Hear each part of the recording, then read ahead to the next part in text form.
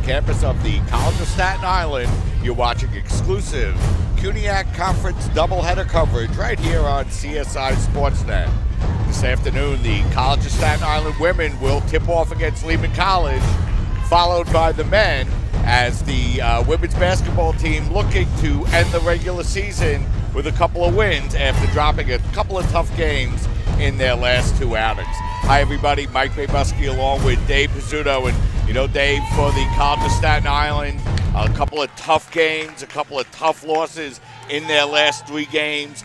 A loss on the road against Hunter College, their latest loss earlier this week. Yeah, and that loss, Mike, essentially knocked them out of contention for the CUNY regular season title. Obviously, there's still games left to be played, and scenarios will work themselves out. But those couple of losses to Brooklyn and Hunter kind of knocked them out of the pole position, the top spot in the conference. So now the CSI Dolphins have to really concentrate on putting those losses behind them and getting into the postseason playoffs with a head of steam. We know the Dolphins will be there. We know they're going to figure out somewhere near the top, and they're probably going to have to go through Brooklyn and Hunter College again. As you see the standings on your screen, still games to be played. CSI has 2 left. Hunter has 2 left as well. Brooklyn with 3 left.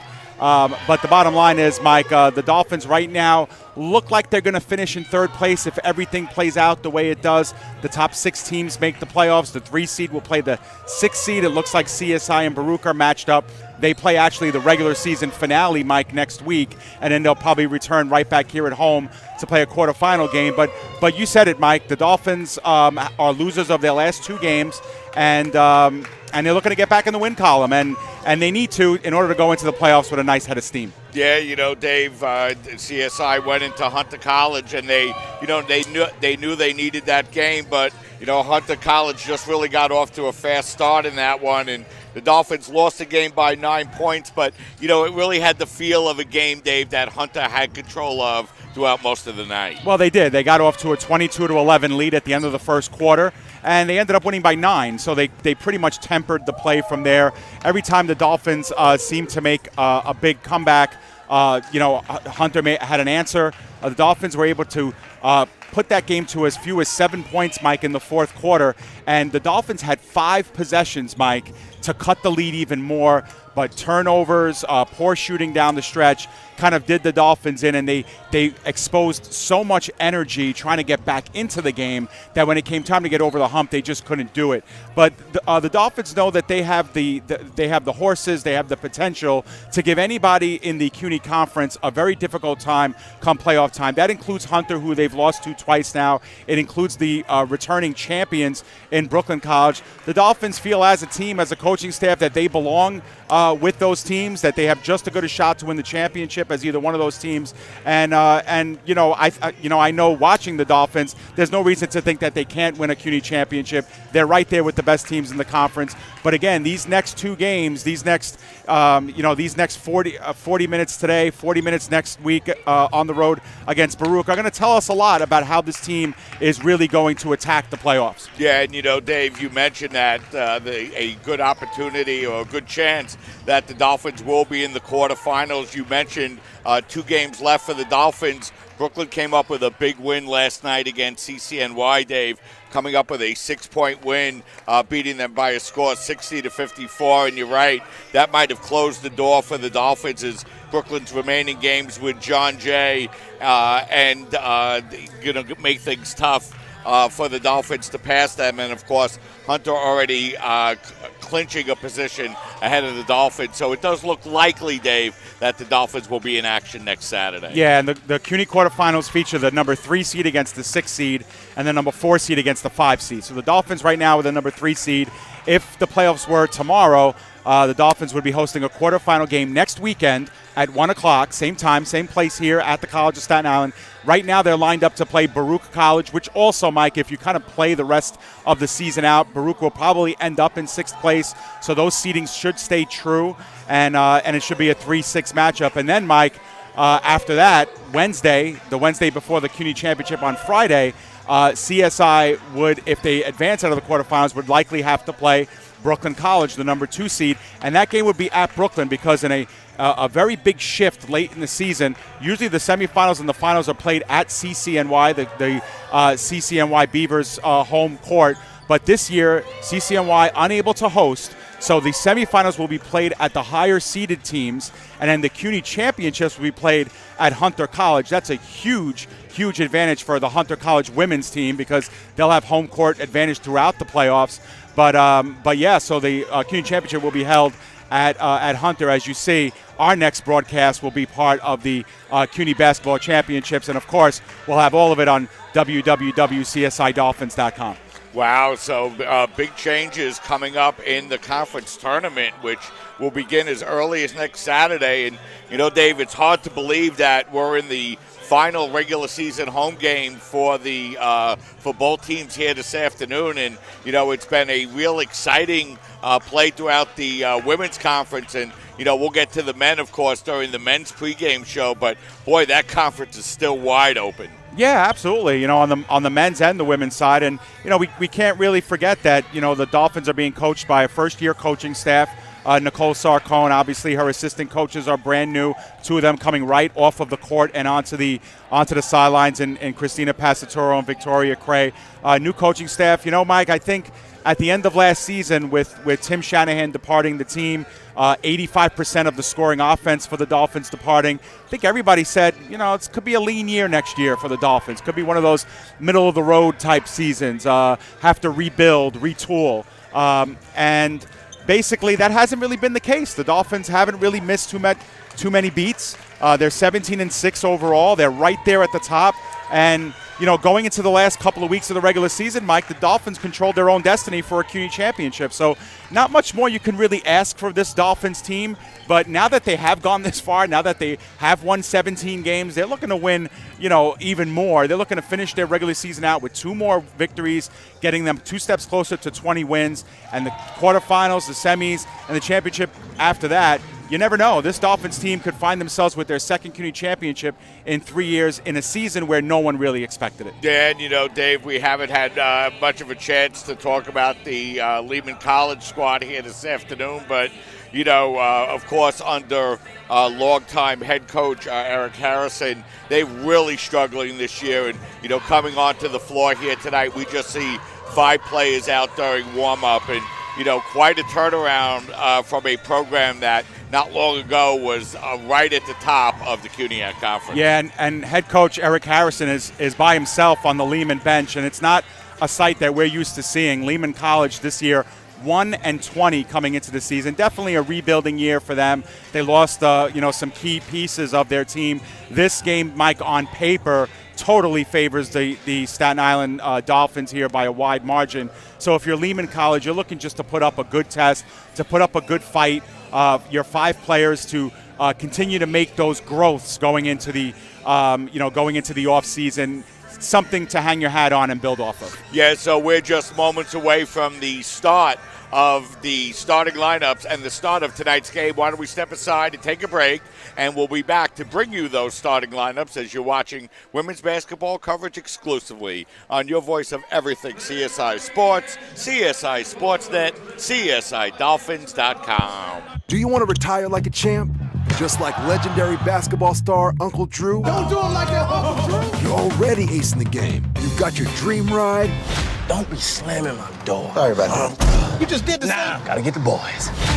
Your dream vacation and your dream team. And now you can make your retirement just as legendary. I get buckets. Get the tips you need to get on track at aceyourretirement.org.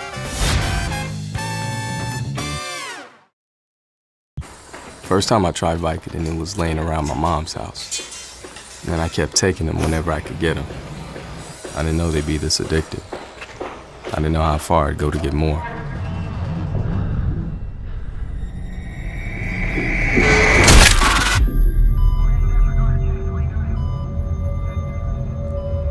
Opioid dependence can happen after just 5 days. Know the truth, spread the truth. No doubt you're going places, young lady. Thank you. And thank you for the interview as well. I can imagine it was the last thing that you wanted to do after such a long campaign meeting. You really are a very intelligent young woman. You're very smooth. You're very smooth yourself. You have no idea.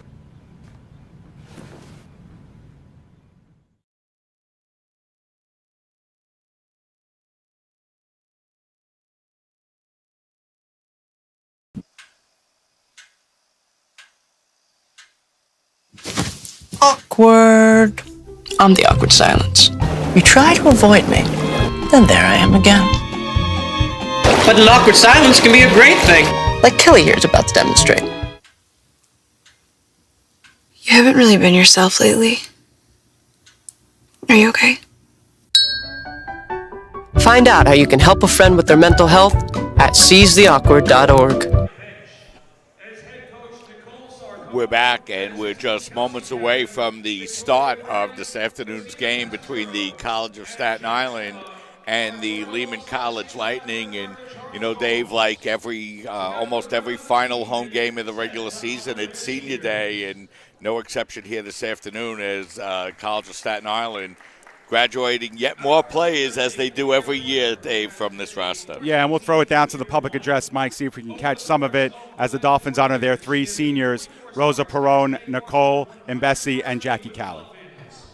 She stands at the doorstep of 500 career points and is having her final season as a Dolphin to date, averaging 7.7 points and 5.3 rebounds per game, in an average of 18.3 minutes per appearance, all career highs. This former two-time CUNY AC Rookie of the Week also set single-game career highs this season as well. She has been a big part of the team, and the coaches rely on her tenacity and commitment to the game and headstrong play to set the tone for the aggressive defensive play and the strong interior presence they look to create on the floor. They know that she will play a big role down the stretch as CSI looks to return to championship form in the coming weeks. Ladies and gentlemen, let's hear from your four-year senior, number 32, Rosa Perone.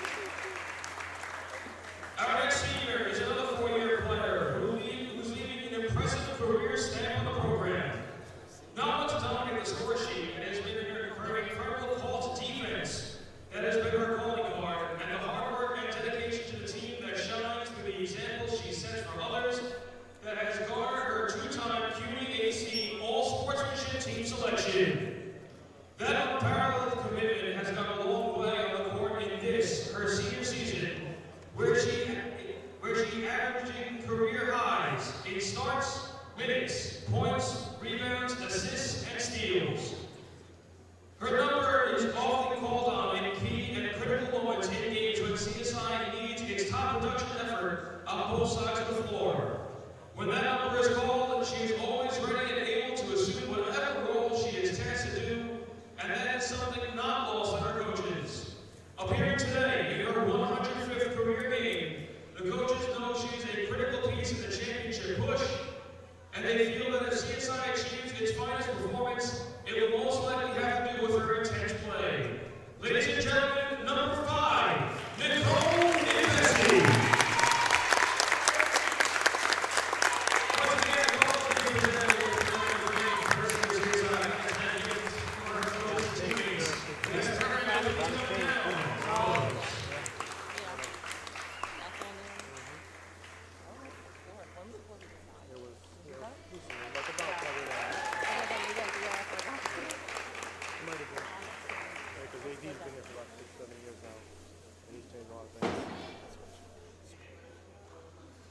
Ladies and gentlemen, Nicole Mbesi. Our third and final senior is yet another 4-year standout who has capped a great career at CSI and is making her 46th start today for the Dolphins through 84 games played. Over the course of that time, she's registered 454 career points, good for a 5.5 point per game average, and she registered 248 career rebounds as well. She has poured in 6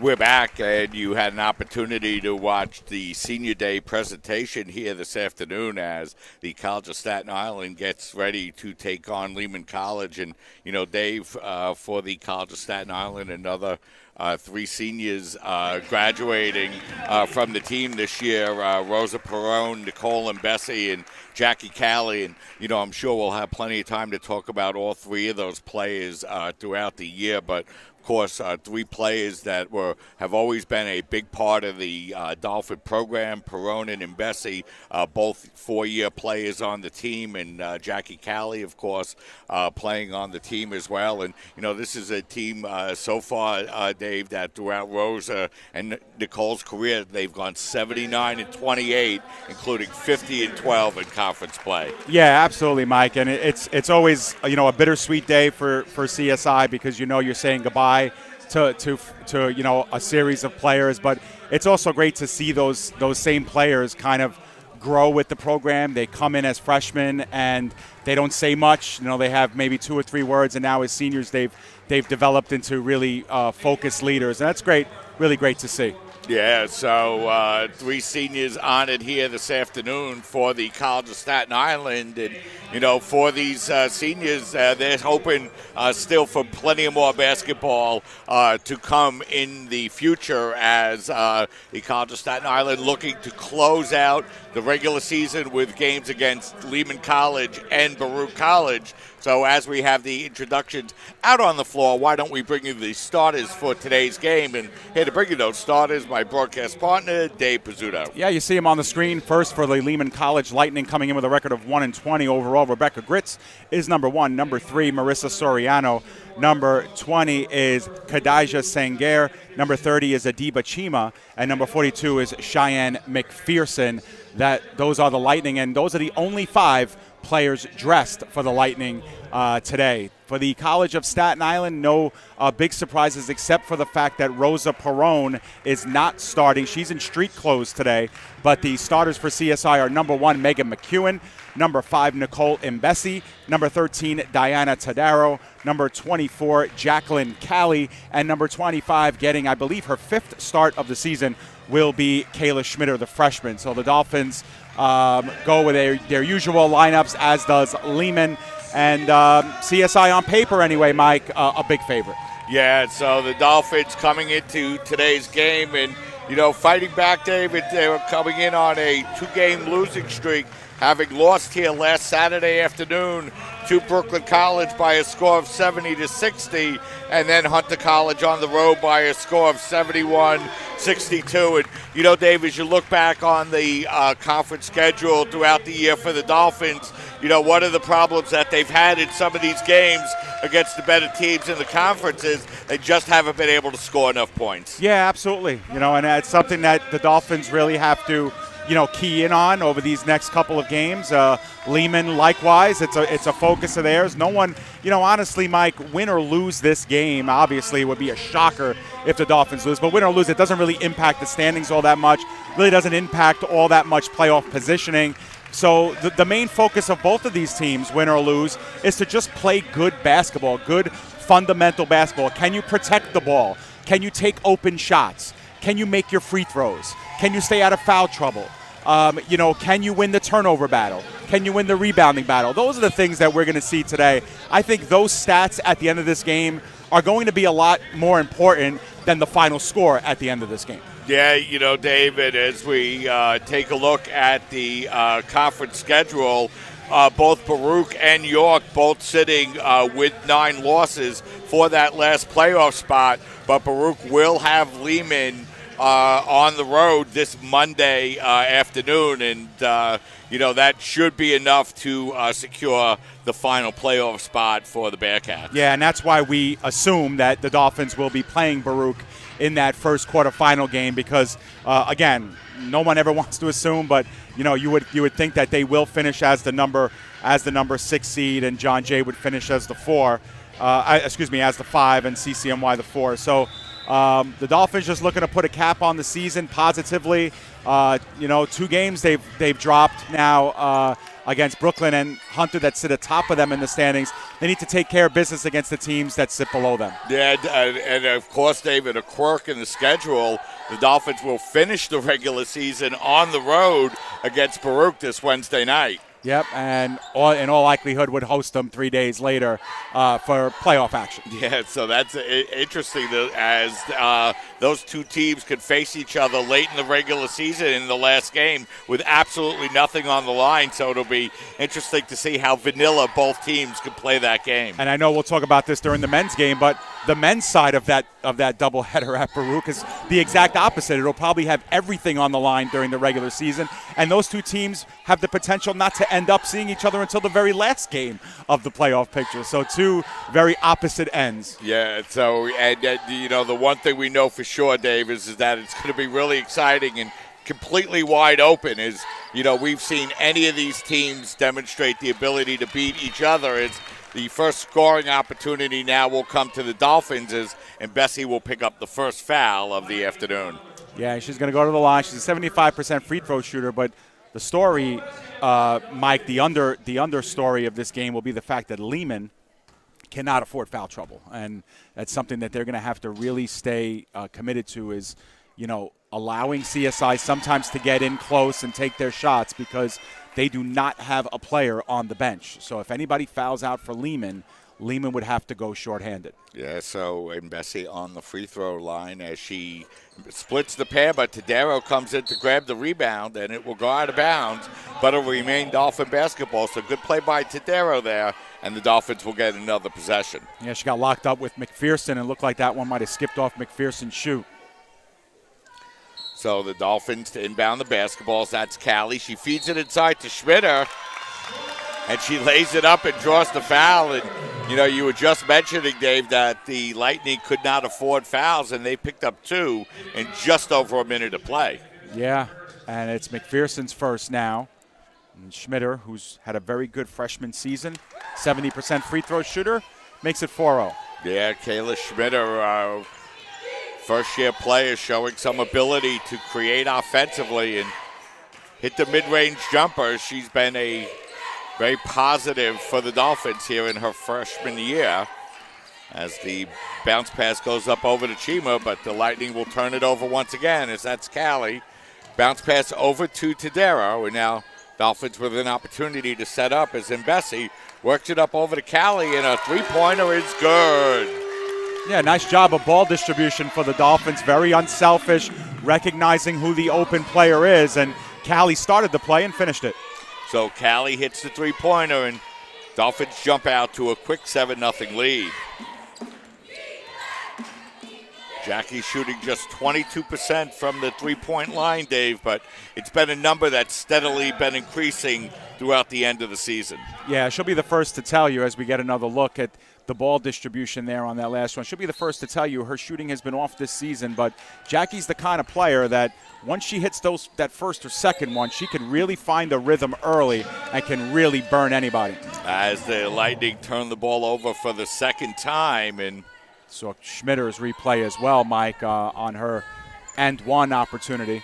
So it'll be McEwen bringing the ball up the floor for the Dolphins, and Dolphins went into the season as they feed that one inside to Tadero. She can't hit the layup, and it'll go out of bounds and be Lightning basketball. And, you wondered who was going to get the starting point guard job. And, Megan did a good job seizing the position right from the beginning and, ending up being the leading scorer on the team as Lehman takes a 30-second timeout. Yeah, we'll keep it here. I think that Megan McEwen has been a very good surprise, but I think a lot of the things that we saw last year in her freshman season led a lot of people to believe that this was the potential for her. Obviously, when you're playing behind Victoria Cray and another backcourt position in Christina Passatoro, it's hard to get minutes out there in your freshman season. But with Victoria Cray and Christina Passatoro having graduated and now on the coaching sidelines, McEwen's been given a tremendous opportunity. And really, she's done everything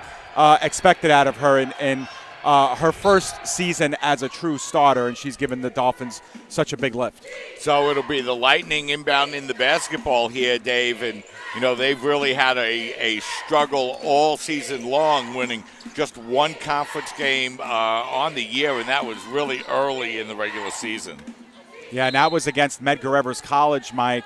And Lehman had a couple of players on their team at that time that are no longer on the roster, including some of their better scorers. And in their second game against Medgar defeated Lehman. So, it's been a really lean year for the Lightning, one that we're not used to.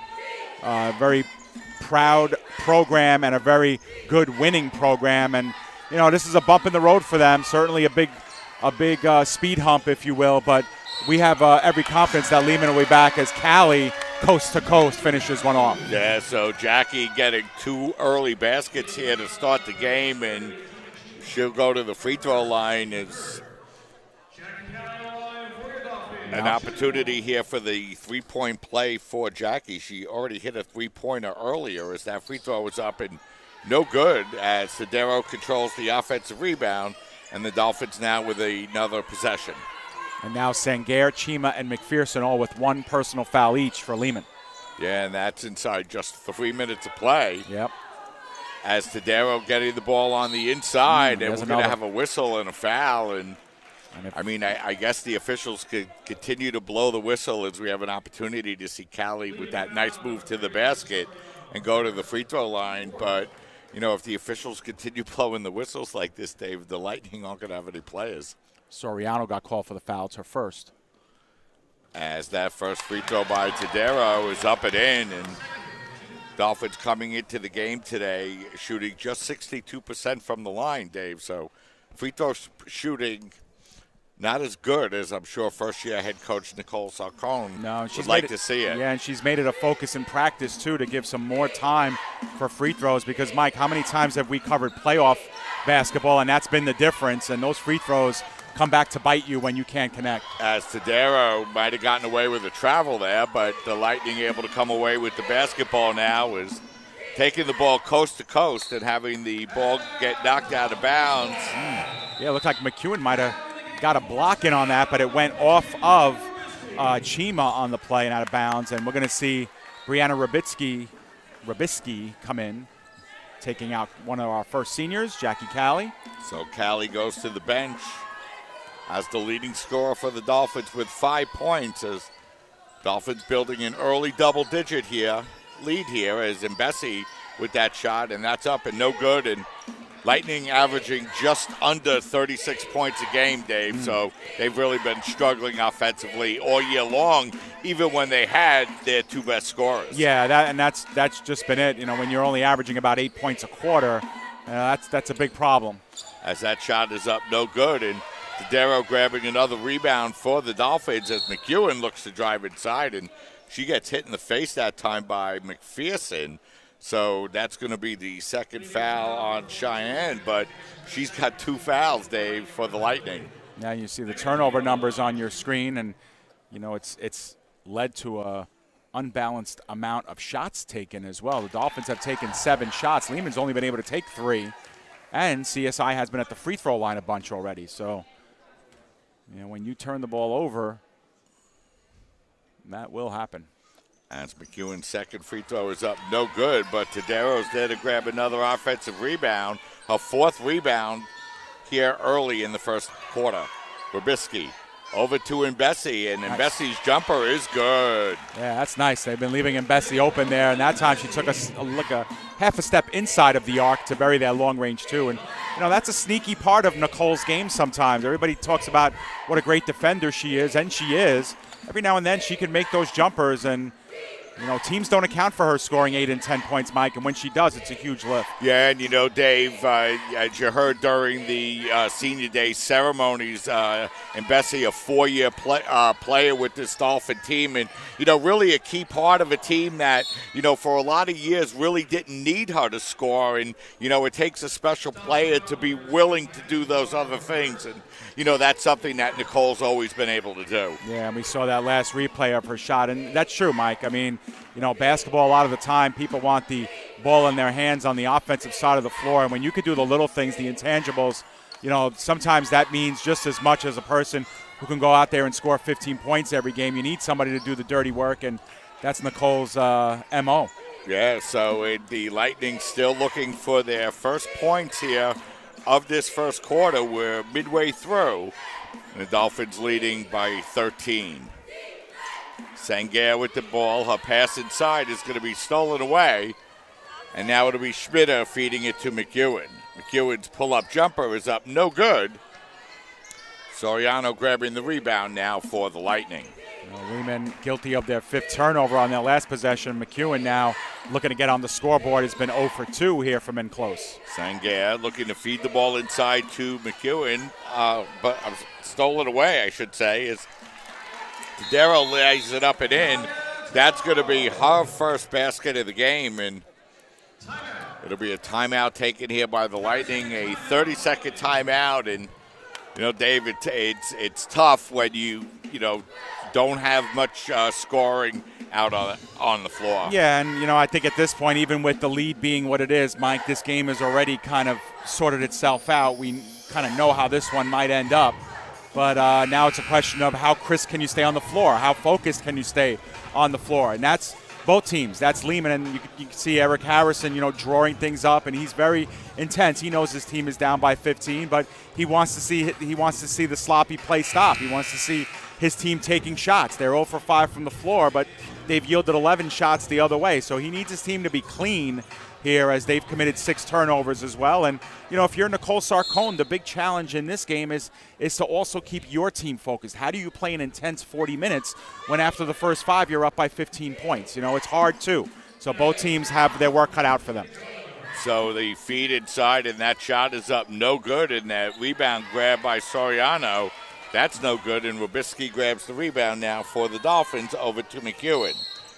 And that's the Dolphins' first turnover there, Mike. Yes, Carmelengo will get called for the travel, and Christina, one of those freshmen. So, Dave, it's a continuous thing for these coaches all year long. The seniors come up and come through, or the freshmen come up, go through the program, and then they get to their senior year, and then there are always freshmen coming up behind them looking to get their own playing time. Yeah, absolutely. You got to start somewhere, and your first impressions are very important, whether they're 30 seconds at a time or whether they're 10 minutes at a time. And, Christina is one of those players who at the very beginning of the season, was coming in, 40 seconds here, 30 seconds there, a minute and a half there. But at this point in the season, she's getting big blocks of time now, and that's a good indicator that her play is progressing nicely for her coaching staff. So the Lightning get their first point of the afternoon as they go 1 of 2 from the line. And the Dolphins with the basketball and in control of this game early by 14. And Carmelango now running point for the Dolphins, with McEwen having come out of the game. As that's Schmitter getting her way in the lane, and her floater is up and in. Every time I look at Kayla play, Mike, I think that, you want to talk about progression from freshman to senior. Every time I watch Kayla play, I'm thinking in 3 years, this could be the best player in the CUNY Conference. She's got definitely the framework for it. She's got a good outside scoring touch. It can make things happen inside. Yes, that layup is up and in as Brianna picks up her first basket of the game, Dave. And, Kayla came in and, really from her first game as a Dolphin, Dave, she really showed, a lot of solid fundamental skills. And, for a first-year freshman, as that shot is up no good, and it'll remain Dolphin basketball, she really is very fundamentally sound. Yeah, and you could see the stroke right from the elbow. She feels really confident with that shot, and I think over time, if she can develop into one of these players who can drive all the way in, Mike, and finish, just like Christina Carmelango tried to do on that last possession, she could be a very dangerous player. As Bessie puts up that jumper, and that's good. So Nicole getting off to a good start offensively for the Dolphins here this afternoon. Yeah, why not? I mean, if you're Nicole and Bessie and you're sitting there, a foot inside the three-point mark and nobody's marking you up, you feel good about it, take that shot. Dolphins need that shot to go in, and Nicole's making it hurt. As that long three-pointer that time by Chima is up no good. And here comes Bessie with the basketball. Over to Robisky. Her pass across over to Carmelingo is out of bounds, so the Dolphins will turn the ball over. Yeah, and there's that replay again. Nicole sees the ball, takes a nice half step in, and makes it hurt. So the Lightning to inbound the basketball. Dolphins on a 6-0 run for what it's worth, and turnovers are now 7-2. Just one other game in the conference on the women's side this afternoon, as York will travel to John Jay. York with a small shot, Dave, at least, of getting the 6th seed. They would need to win on the road against John Jay here this afternoon to give themselves any shot, as Wabisky lays it up for her second basket of the afternoon. Yeah, you know what? York is still in the picture, but today's game at John Jay is going to be a tough one. As that bounce pass now goes out over to Chima. Chima looking to feed it to Sangair. She drives down the lane but loses the handle. And the Dolphins come away with the basketballs. They feed it to Wabisky, and that will go off our hands and out of bounds as Lena Bitar into the game for the Dolphins. Dave getting some early action along with Troy Moylan. Yeah, Tori Moylan's come in, and Elena DiMontro, too, Mike, has checked in as well. So Dolphins go with one senior on the floor, junior, and the rest, Elena as well. And Moylan, of course, the only freshman. Camerlengo as well. So DiMontro out on the floor as that long three-pointer is up no good. It's going to go out of bounds, and it will be Dolphin basketball. And, you know, DiMontro has played some good minutes for the Dolphins here this year, Dave. Yeah, she's got a really good shot, too, Mike. Really deceptive shot. She doesn't shoot often, but when she does, it's pretty high percentage. She likes to shoot the high percentage one. As the Dolphins work the ball over to Camerlengo, that long three-pointer is up no good, but Moylan is there to grab the rebound. And the Dolphins now with a fresh shot clock as we're inside of 40 seconds here in this first quarter. And Bessie, bounce pass, goes inside.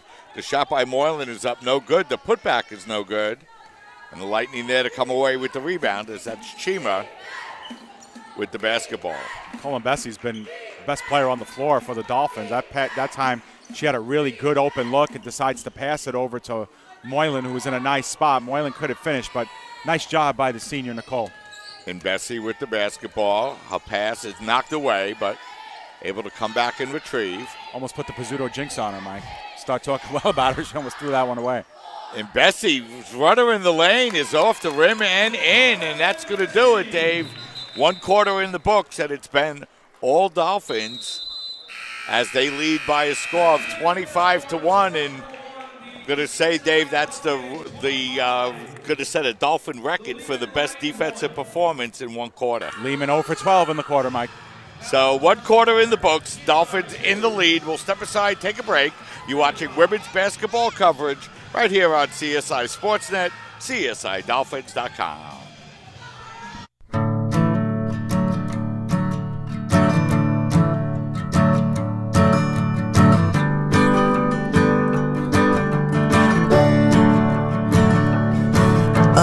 Listen now, can you hear the bluebirds? Oh, look up now, can you feel the sun?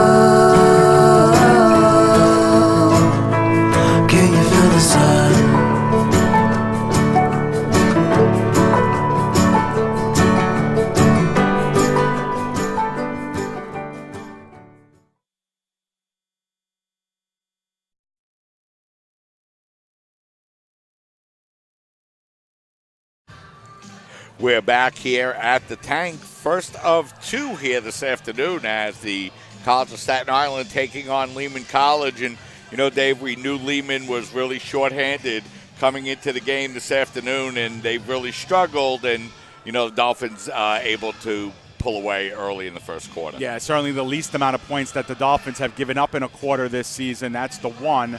Lehman was 1 for 2 at the free throw line. Other than that, a lot of zeros across the board. 0 for 12 field goals, 0 for 3 3-pointers. They did commit 5 personal fouls in that corner. The Dolphins only with 2. They were both on Tadaro. But the Dolphins 10 of 21 in the quarter, and Lehman having taken 9 less shots, and that's because, Mike, the turnovers to 8 of them for Lehman, 3 for the Dolphins. Yeah, so we're about ready to get underway here to start this second quarter, as the official about to blow his whistle, and the ball will be inbounded, and it will be Lightning basketball here to start this second quarter. Looking at the first quarter scoring here for the Dolphins. Dolphins able to pull away early. Nicole and Bessie, Dave, you mentioned her throughout this first quarter, leading all scorers with 7 points. Yeah, and her shot selection's been really good too, Mike. As Callie with that long jumper, that's up no good. As Sangair there to grab the rebound, and like you would expect, Dave, the statistics all CSI Dolphins in that first quarter. And halfway down. Sorry, Dave. No. As that ball's knocked away, and now the Lightning with a second chance opportunity is driving to the basket and missing that shot is Chima, and the Dolphins with the basketball now is. That was Callie taking the ball to the basket. Nice defensive play that time by Sangair. Soriano. Lightning working the ball around the three-point line as that's Sangair with the basketball. Now Soriano handing the ball off to Gritz as the Lightning look to set up now with 8 seconds remaining on the shot clock.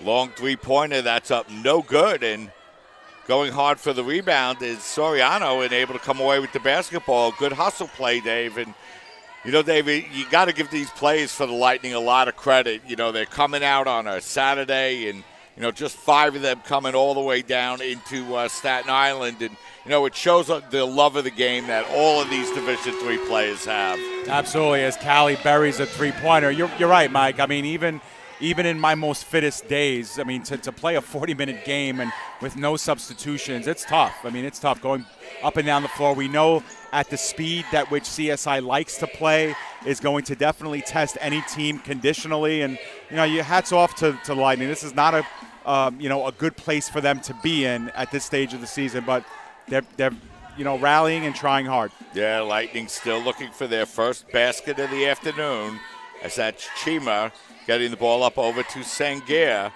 Now Sangair out at the top of the key. A nice bounce pass inside, but the Lightning will turn the ball over. Once again, their 10th turnover of the afternoon is Callie running down the lane and laying it up and in. Friendly rim that time for the Dolphins. And, I think the officials have let a couple of them go, Mike, as Callie was bumped into there on the tail end of her layup shot, and even fighting for some of these offensive rebounds as we see a 3 for Lehman, their first basket of the game. So Lehman gets their first basket of the afternoon.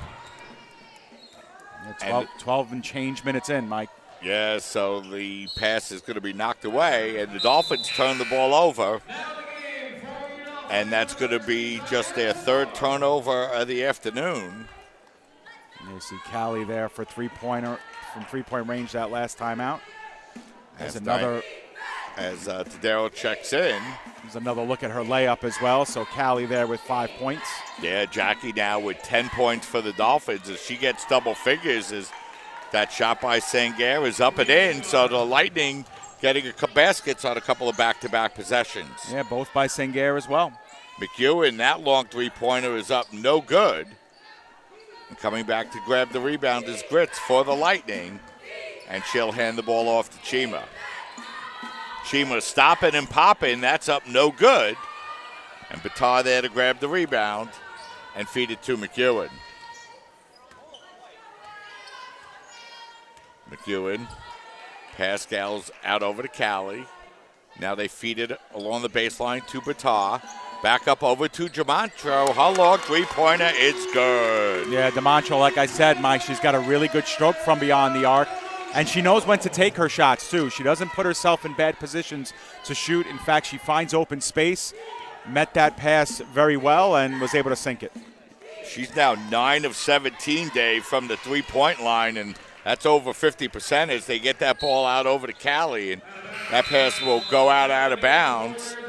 So the Dolphins will turn the ball over once again as you have an opportunity to see DiMaggio put up and bury that three-pointer. As she's been the I'm sorry, Dave. Sorry, Mike. If you're the Dolphins, you do want to, take a look at those turnovers too and be a little bit better with the basketball. Callie, they're throwing that ball. I mean, I thought that was actually a good pass, but Megan McEwen had no idea it was coming, and that was the Dolphins' 5th turnover. So after at one point leading the turnover count 8-0, CSI's now committed 5 turnovers in Lehman's last 2 as Lehman turns the ball over. As Gritz's pass is stolen away by McEwen as McEwen drives down the lane and lays it up and in. So Megan gets her first basket of the game as the Dolphins continue to open up the lead. Yeah, at this point the score, Mike, is inconsequential, and it's more about playing polished basketball, and that's what head coach Nicole Sarcone wants to see. That's why you see this constant shifting of player personnel on the floor. She wants to make sure that she has the right combination of 5 that's playing good, crisp basketball. As that's going to be Sangair with the long three-pointer. That's up no good. The ball tipped around, and Gritz there to grab the offensive rebound and lay it up and in. Yeah, her first shot attempt of the game for Gritz. Schmitter, nice bounce inside to Tadero. She worked it back up over to McEwen. A floater in the lane is no good. McPherson with the rebound now for the Lightning.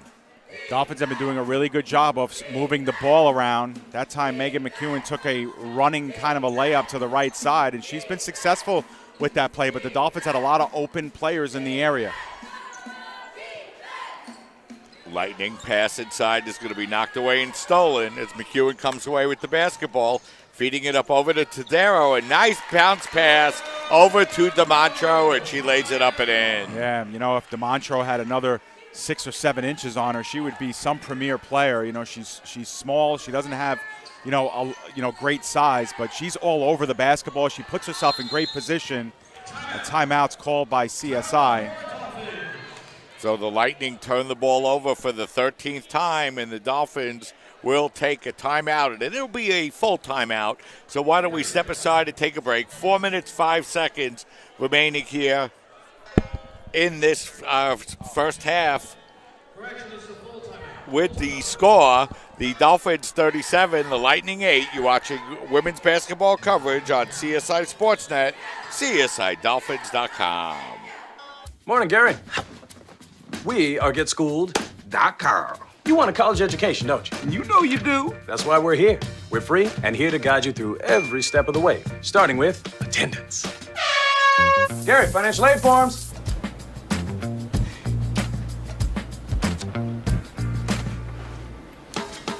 Picking a college, man. You and us. We go together like tacos and Tuesday. And I love tacos. Go to GetSchooled.com. We're back here, 4 minutes and 5 seconds remaining here in this first half. And the Dolphins in control of this one as they've scored. They held the Lightning without a basket for the first quarter, Dave, and they lead 37-8. Yeah, in complete control of this one, Mike, as we expected they would be. And Dolphins, of course, looking to overturn a couple of tough losses in their memory, including one early this week to Hunter College, which effectively took them out of the running for the regular season championship. But in this one, they're looking pretty good.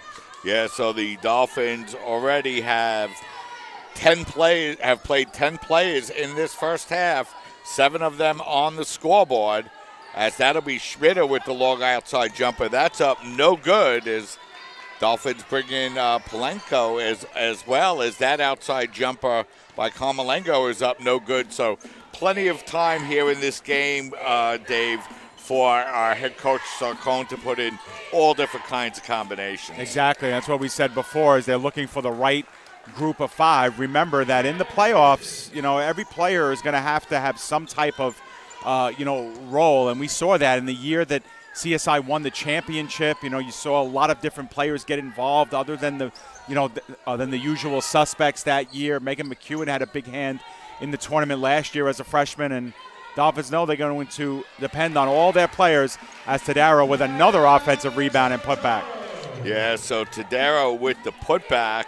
It's her 6th rebound. Yes, and the Dolphins now with a 29-point lead as the Lightning work the ball around the perimeter, and that open three-pointer by Chima is up no good. And here comes Mbesi with the rebound, taking the ball down the center of the floor. A bounce pass to Tadero is going to be knocked away, and Senghor with the turnover for the Lightning, and she feeds it out over to Chima. Grits, a pass inside to McPherson is stolen away by Tadero. Here comes Tadero, and her layup is up and in. Yeah, Tadero's been a force on the inside now, 7.6 rebounds for the junior. She, too, only her first season with the Dolphins last year as a sophomore transfer, so really blossomed role here in her second year. Soriano with the basketball. Grits feeding it inside to McPherson as the Lightning work the ball around the perimeter. Ball knocked away, but the Lightning recover. Chima driving down the lane. That shot's up no good, but we're going to have a whistle and a foul. The first foul of the second quarter. And that's on Tadero. That's now her third personal, Mike, as you get a good look at Tadero's offensive prowess. So Tadero taking that ball down the lane and laying it up and in. Looks like Rybisky's going to get set to check into the game for Tadero. I would be surprised if she's not coming in for Tadero. She is. So Chima misses her first free throw. She's just 11 of 36 from the line this year. It's under 30%. And she misses the pair. And Rybisky with the rebound for the Dolphins. Kamalengo with the basketball. Over to Mbesi. Bounce pass to Schmitter. Nice feed inside to Rybisky. She misses the layup, and she'll pick up the foul. So Dolphins pick up their second foul in about 30 seconds. Yeah, and that's the first Dolphin other than Tadero to be called for a foul. It's Rybisky's first, trying to get her own offensive rebound. Nice look by Schmitter for the inside give. Rybisky just couldn't get it to hit pay dirt. So the Lightning with the basketball now as they bring the ball across the midcourt line. Now they work the ball outside to Chima. Now Senghor. McPherson at the free throw line extended. Now pulling up is Senghor with the jumper, and that's good. And Lightning have had a better second quarter, Dave. Now shooting 4 of 14 from the field. Yeah, actually 5 of 15, yeah. So, and Senghor has had 3 out of those 5 field goals, so she's heating up after a tough start. As the feed inside to Kamalengo, that layup is up no good, but Schmitter grabs the offensive rebound for the Dolphins. Mbesi. Kamalengo with the basketball, and she'll pull the ball out, Dave, as the Dolphins will set up offensively. That baseline jumper is up no good, and the ball tipped around, and the Dolphins grab another offensive rebound. Yep, and that's been the story, too, of this first half. Mbesi with that outside jumper, that's no good, and the Dolphins with their 4th opportunity of this possession. About a 6-second differential on the game clock and the shot clock is Mbesi over to Schmitter. Now Rybisky, and her three-pointer is good. It took about a very long possession. That started with about 1:15 on the clock. That was about a minute long, and can't ask for anything more. It results in 3 points for the Dolphins. McPherson, her jumper from the free throw line is good as the Lightning get play much better offensively here in the second quarter as Kamalengo's three-pointer at the buzzer is up no good. But the Dolphins came out early, came out fast, and they'll go into halftime with a 30-point lead. Yeah, they've led by as many as 32, take a 30-point lead into the locker room. So far, so good for the Dolphins. Smooth sailing, up by 30, everybody involved. It's been a good first half. Yeah, so, Dave, it was a good first half. And, if you're a CSI Dolphin fan, kind of exactly what you expected, Dave. The Dolphins getting off to an early big lead and really giving Coach Sarkone an opportunity to get a lot of players into the game here today. Yeah, absolutely, and that's what you really want to see in a game like this. Like you said, it's about staying polished. It's about staying, having good form. Dolphins got into a little bit of a problem there, turning the ball over a little bit especially in the early stages of that second quarter, but they've cleaned up a lot. They found some good open looks. They've had some good looks on the interior. They're out scoring Lehman College in the paint 24-6. So there's a lot of good things that are happening for the Dolphins here. And probably what's best of all, Mike, is that they're getting a lot of people involved in the equation. Yeah, it's the final home game of the season here for the CSI Dolphins in the regular season, as the College of Staten Island leading Lehman College by a score of 44-14. One game left in the regular season, Dave, as the Dolphins will go on the road and face a Baruch team that does have some players and certainly, Dave, a long tradition of winning. Yeah, absolutely. And if you're the Dolphins, you want to be able to, again, finish strong. And that means no matter who's on your schedule, no matter who you're up against, you're playing good, clean, good fundamental basketball. The CSI coaches are still collected at their bench. You know, even after taking a 30-point lead into the locker room, they've stayed a minute or 2 minutes right in front of their own bench, drawing things up, talking about what good things they've done, what things they've done poorly, what they need to work on in this second half. And I don't think we're going to get a visitor, Mike, so we might want to throw it to break after this. But the bottom line is the Dolphins are playing a good, sound first half of basketball, and they want to continue to play 20 minutes of very strong basketball here in the second half and get out of here with a win, injury-free, everybody involved. Look towards Baruch College coming up. Yeah, you know, and the Dolphins looking to break a 2-game conference losing streak as they're coming off of a tough loss last week at home against Brooklyn College and then on the road against Hunter College on Wednesday night. So we'll step aside and take a break. We're at halftime. College of Staten Island leading by a score of 44-14. You're watching women's basketball coverage exclusively on your voice of everything CSI Sports, CSI Sportsnet, CSIDolphins.com. Here she comes. I, Krista, take you, Jamie, to be my wife.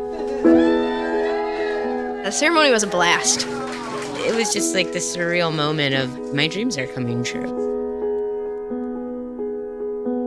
When we found out that we were pregnant, we were just elated. We were just sitting there waiting for the pediatrician. She said, "Oh, I apologize. She won't be taking you in as a client."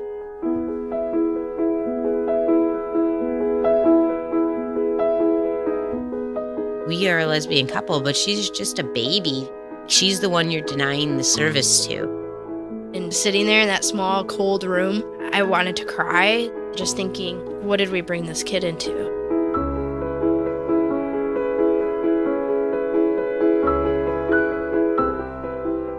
We're simply asking to treat our family the same way that you would treat any family.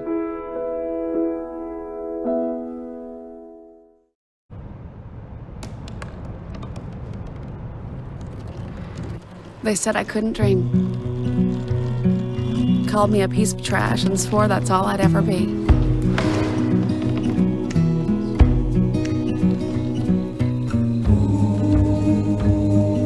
Said a bottle couldn't see the ocean.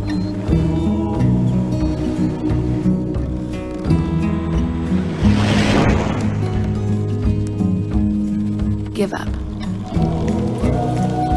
Go back to the dumpster. But I didn't listen. I made my way.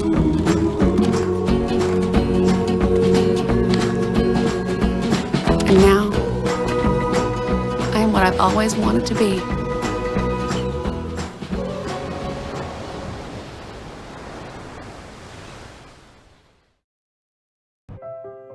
So we were walking to school. At the corner, we waited for the traffic light. I started thinking about lunch. Mom packed me turkey and cheese. She's I really smart, want cheese pizza, but like at Luigi's. sometimes her mind wanders. They have this video game there, and Kate's got the high score. We should have a sleepover. Maybe I should pack my pajamas. I remember saying, Laura? Laura? I think I heard Mom say something. The sign says don't walk. Sometimes it's so overwhelming. When we finally got there, she gave me a hug goodbye. I really hope she doesn't I have really another hope I bad don't day have at another school bad day at today. school today. When you can see learning and attention issues from their side, you can be on their side. That's why there's Understood.org, a free online resource for the parents of the 1 in 5 kids with learning and attention issues. Here you'll get personalized recommendations, practical tips, daily access to experts, and more. Go from misunderstanding to Understood.org. Be right back. Hi! You think you're probably sober? Yeah. But you're thinking about taking the back roads home, just in case. If you're probably sober, then why would you do that?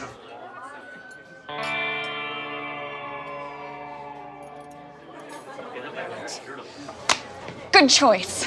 Probably okay isn't okay. If you see a warning sign, stop and call a cab, a car, or a friend. That's a full glass of wine. I'll be chatting you later. What to expect when you're expecting a teenager. Today we're talking about how to wake up your teen, and this works literally every time.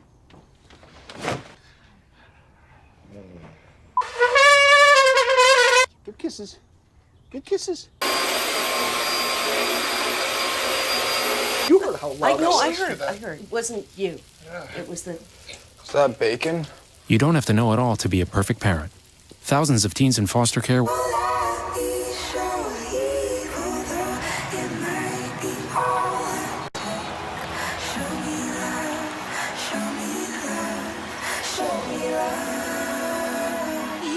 I got a crick in my neck, limp in my step, cramping in my muscles every time I try to flex. But I'm scared of that I can do this, was remember you. You know I usually say no, but if you throw me love, I'll throw you some more.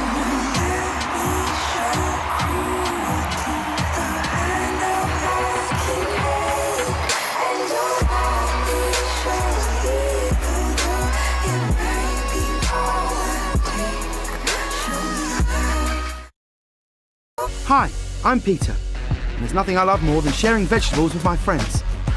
Come on in! Help yourself to anything. That's why we give our food the utmost respect it deserves. Did you know there are simple steps we can all take to help save food? You can cook it, store it, even share it. Just don't waste it. Because when it comes to food, better ate than never. To learn more, visit savethefood.com. I remember, Dad, you and Mom got this car with a hatchback. I said, I'd be happy to give you the money to get a really great car. And he said, well, no, this works for me. I says, why? Because it's the right height to put the meals in. Dad, tell me when you first got an inkling about Meals on Wheels. There was kind of an abandoned house. That's where we got started with Meals on Wheels. We kind of filled a need for people as they got older. It's the human interaction that probably fed them much more than the food. Oh, yeah.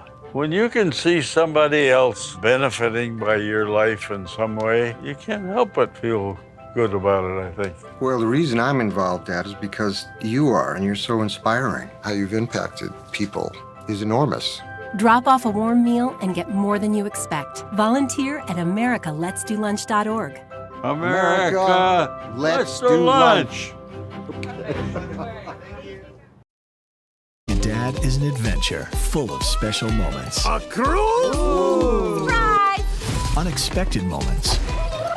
I got this. And even awkward moments. Okay, Dad, thank you. But every moment you spend with your kids, even the smallest moments, can make the biggest impact on your child's life. So take a moment to be a dad today.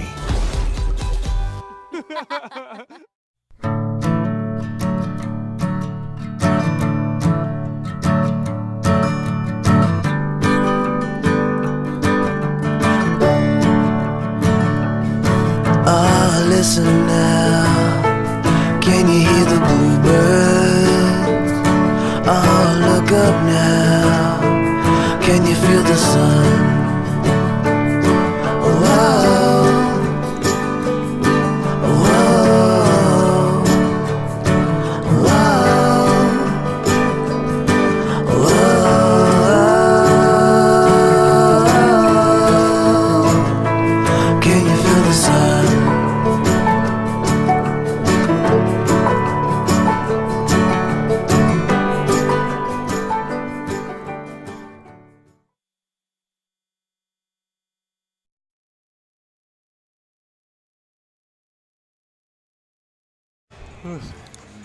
We're back here at halftime from the tank on the campus of the College of Staten Island. The College of Staten Island leading at halftime by a score of 44-14 as Dave, for the CSI Dolphins, an opportunity to play 11 players in that first half, 7 of whom got on the scoreboard, but the Dolphins pulled out early and lead comfortably, Dave, going into the start of the third quarter. Yeah, when you're winning 25-1 after the first quarter, you can kind of, pump the brakes a little bit, start toying with, personnel and different looks on the court. And, statistically anyway, it's been a half dominated by the Dolphins, as you can see on your screen. Dolphins lead in just about every single area. Turnovers there. The Dolphins did commit, it was 6-6 the rest of the way after Lehman had turned the ball over the first 8 times. That's an area the Dolphins would like to clean up. But, all season averages that are, inflated a little bit than the norm, and Dolphins just doing it everywhere on the floor, Mike, the right way. Yeah, so the Dolphins going into the start of the third quarter with a 30-point lead. And, you look at the scoring for the Dolphins, Dave, in that first half, the points distributed well, a lot of players getting on the scoreboard for the Dolphins in that first half, and led by Jackie Callie's 10 points, 3 plays with 7 to Darrow, Mbesi, and Wabisky. So, Dolphins going out in front early and, an opportunity to play 20 minutes here in the second half. And, Dave, it's going to be interesting to see how the Dolphins go into the playoffs. They had 2 tough losses against their 2 division rivals, Hunter College and Brooklyn College.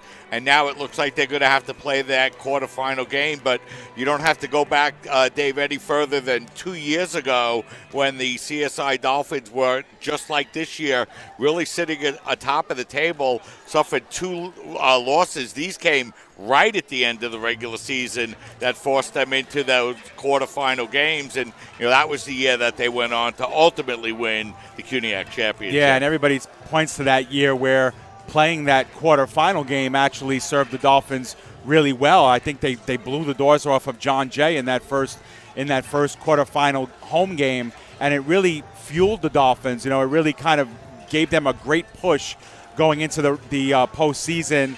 And they ended up, I believe, beating Lehman. Remember winning that game, Mike, going away. We were there at CCNY for that game where they just destroyed the Lightning in a game that could have went either way. And then they came back 2 days later and beat Brooklyn. So it was falling to that 3 seed that did a lot of wonders for the Dolphins. That was because, actually, if I remember it correctly, Mike, that was the year that 3 teams actually finished in first, and the Dolphins lost every tiebreaker and became the 3rd seed. This year a little bit different, but you're right. They did lose 2 down the stretch to Lehman and to Brooklyn. It forced them into that tie, and it ultimately led to the 3 seed. Dolphins in a very similar boat, and the Dolphins are really hoping that history does repeat itself, and they have another opportunity to get back and go deep into the postseason. Dave, and we touched about it a little bit in this first half, but you step back objectively and you look at this CSI women's basketball team, and Dave, this is a team that lost over 70% of their scoring from last year. Brought in a first-year head coach, and really, up until the last couple of games, didn't miss a beat. And, even with everything all said and done, just 3 conference losses in this first year with all of the turnover on the team. You got to be really happy with the way that this first year has gone under head coach Nicole Sarcone. Oh, I'm definitely very happy. And, it's something that, again, during the offseason, you say to yourself, what are you expecting going in the year? Well, you're expecting a first-year head coach to come in, manage things correctly, win a few games, keep CSI kind of in the mix by the end of the season. And, it's kind of gotten even better than that, Mike. Dolphins have played well, they really played well from the beginning of the season, Mike. It didn't take this team, 2 or 3 weeks to kind of find their form or to kind of figure out who they were. They had an identity from really the very first game moving forward. They've kind of established that. Now it's been good enough to beat most of their competition. It came up short a couple other times, but for the most part, Dolphins are really doing their, a great part during the entire season. and they start the second half much like they started the first with a basket. Yeah, this is a Dolphin team that lost only 2 games in the month of December and January, and, one of them to Division I Wagner College. So, coming off of a very strong regular season and, looking to build on momentum. And, David, with still a full half to play here and the Dolphins up by 32, and, then a game against Lehman College as Tadero lays that up and in for the basket. There'll be some challenges here for Coach Sarkonis. The team really will play, 6 almost scrimmage quarters going into the quarterfinals. Yeah, you're absolutely right. It's something that, again, it's an opportunity. Every game is an opportunity to move yourself forward, get yourself playing better, and really enter a gym at some point in a huge game feeling very confident because of the way you've been playing.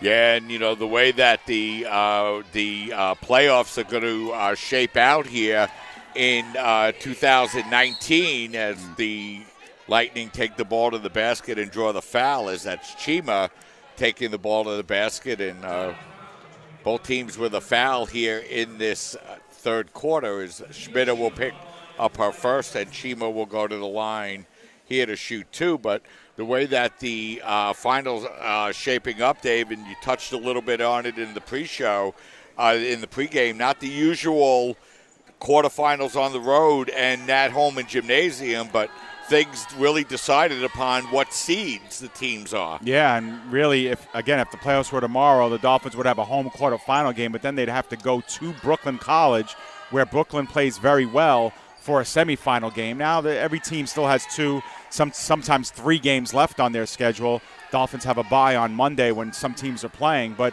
again, still those seedings yet to be determined. But if we think things are going to shake out the way we think they are, and they should, then the Dolphins are going to have that quarterfinal game and are going to be pitted against Brooklyn in the second round at Brooklyn. That's going to be a huge one. And then, Mike, you have to kind of figure that Hunter is going to continue to win in their games, especially with a semifinal game at home. And then the finals are at Hunter College. So Hunter really with home court throughout the playoffs. Yeah, so Hunter College playing well throughout the year, and they really started it early in the regular season, Dave, as they were able to come in and defeat the Dolphins here at the CSI complex on January 5th. And, that was probably the game that, really put a lot of confidence in the Hunter College Hawks. And, they really haven't looked back since that game. No, that game should have given them a lot of confidence. When you can come into Staten Island and win. Hunter's always had a very proud program, and they've been kind of chipping away these last few years. They played some really good playoff games against Brooklyn the last 2 seasons, and it looks like this is the year they can really complete things off under fifth-year head coach John Garrett, and they've been playing really, really well, and it's going to take a really good effort to beat them. But then again, Mike, 2 losses against Hunter this season, and yet the Dolphins should go into any game against them feeling like we could be in this game for sure. In fact, in both of those games, the one played here and the one played at Hunter, the Dolphins did control play for good stretches of both of those games. So when those 2 teams take the floor, if they take the floor against each other in the playoffs, both teams should feel pretty confident going in. Yeah, Dave, and, if those teams do meet again, one thing the Dolphins are going to want to certainly improve. They just went 15 of 28 from the free throw line in that game against Hunter College. And, boy, Dave, that makes it tough on the road when you're barely shooting 50% and you're going to the line 28 times. Well, and Hunter in that game, Mike, I don't know if you saw it, but they finished 30 of 38 from the free throw line in that game. So, they got almost half of their points at the free throw line, and they got there 38 times. So, now a lot of that was because the Dolphins were down for most of the game, as you get another look at Schmitter's putback off the glass. A lot of it was because the Dolphins were down most of the way in that game, and they were forced to press really from the entire second half. They picked up a lot of fouls, and they put Hunter at the line. But yeah, when you go on the road, Mike, and forget about on the road, even neutral site for big games, for NCAA playoff games, for CUNY championship playoff games, when you shoot, 50, 55% from the free throw line, there's a really, really strong chance you're going to lose the game. It's as simple as that. Whether you got to the line 10 times, whether you got to the line 20 times or 30 times, you shoot 55% from the free throw line, and by the way, you turn the ball over 25 times, you're definitely going to lose the game. So that's the reasoning right there, and we've seen it on both sides. We've seen it with the men, we've seen it with the women. When you can really do well protecting the basketball and hitting your free throws, you're going to be in really, really good shape in Division III basketball. Yeah, and Hunter College leading the conference in scoring, averaging just over 74 points a game, and they also have the leading scorer in the conference this year with Jay DePonte. So a nice job by the Hawks this year in the regular season. They have 2 games remaining, but the way they've been playing, although they're playing a couple of teams in the middle of the table, they've really been on a roll lately. Yeah, and they deserve to be the 1 seed after this season, and they're most likely going to be able to do that, and then have home court advantage throughout the playoffs. So, we'll see how it shakes out. But the CUNY Conference, in my opinion, Mike, and it's only my opinion, Hunter, Brooklyn, Staten Island, the teams that are really on track to make some heavy noise in the playoffs. CCNY is that big dark horse, but they're sitting in the 4th spot right now. But otherwise, as Chima comes up limping a little bit after that last one, timeout called by Lehman College. But that's really the class of the CUNY Conference right now, Mike. So we played just over 4 minutes here in this third quarter. Let's keep it right here. Dolphins lead by a score of 52-19. So Dolphins outscoring Lehman 8-5 here in this third quarter. Yeah, you see that last down the floor by Chima. She came up limping just a little bit. But yeah, Mike, Dolphins in heavy control of this one. And Mike, it's game 1 of a senior day doubleheader. The Dolphins said goodbye, at least during the regular season, to their seniors, Rosa Perone, who's not playing tonight, Nicole and Bessie, and Jackie Callie. And the men are going to have their opportunity with their lone senior, Stephen Flagg, coming up after this. Yeah, so about 30 minutes or so following the conclusion of this game, it will be the men and these same 2 teams back in action as McEwen brings the ball up across the midcourt line for the Dolphins. And now Megan will put up the three-pointer. That's up and no good. And then Bessie grabs the rebound here for the Dolphins. And, Dave, if the Dolphins are going to be successful in the postseason, their defense has been pretty good all year long. They just got to find a way to get a few more points on the offensive side. Yeah, and that was just a welcome sign right there with Tori Moylan converting from deep underneath on a nice pass by Schmitter. That was good, again, ball movement. And Moylan, who's had some hard luck misses from in close, manages to sig that one, and Lehman returns the favor. Yeah, so Soriano will get the basket, and that's just her first point of the afternoon for the Lightning, and Schmitter will pick up the personal. That will be her second, the team's third, so been pretty quiet with fouls since the first minute or 2 of the game, Dave, but Dolphins pick up their third. And Soriano now with Lehman 4 of 8 from the free throw line, looking to go over 50%, but she misses everything on that one. So it will be Dolphin basketball, 5 minutes and 14 seconds remaining here in this third quarter. And, once again, Dave, the Dolphins offense struggling to find points. Yeah, and again, a lot of this is because, their consistent scorers aren't on the floor. Tadaro's with 3 fouls, and Dolphins are trying a lot of different combinations here. But, yeah, Dolphins would like to find some more points. They're only outscoring Lehman 8-7 in this quarter. And really, Mike, since the first quarter, they've only outscored Lehman 27-20.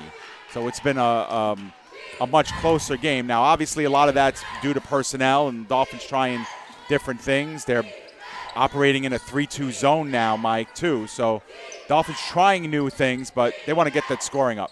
As that time, it's Chima taking the ball to the basket. That's up no good, and Dolphins come away with the basketball now as it's Wabisky. Wabisky feeding it over to Kamalengo, and now she'll bring the ball out and reset the offense for the Dolphins. Wabisky, free throw line extended over to Mbessi, and Bessie's jumper is up no good. And Moylan grabs the rebound for the Dolphins as both teams go to the floor. And I think that might be our first jump ball possession, Dave, of the game. Yeah, and it will go to Lehman, so that arrow will reset after this. And Bessie's misfired on her last 2 attempts, but otherwise, Mike, she's been really good today. 9 points, actually a career high for Nicole, not only this season, but obviously over the course of her career, and does it on senior day. Nice job for Nicole. As that bank shot by McPherson is up and in, and that'll make it a 54-23 game. Dolphins shooting just 3 of 12 from the field here in this third quarter, including 0 of 4 from the three-point line as Moylan misses the layup, but grabs her own rebound over to DeMoncho. Her three-pointer is up no good, and the rebound will be grabbed by Soriano, so it'll be Lightning basketball. Yeah, and that's what we said about staying sharp and staying focused. That time the Dolphins miss an open layup, and then they follow up by missing an open 3. So, again, sometimes shots just aren't going to fall, Mike, but, you know, it's one thing when you're making those right at the beginning of the game, but can you stay focused enough in a game that's already out of hand to continue to be sharp from right on in close and near the basket, and then, of course, from beyond the arc when you have the open look. So Lena Batar checks into the game for the Dolphins as they have the basketball and a 31-point lead.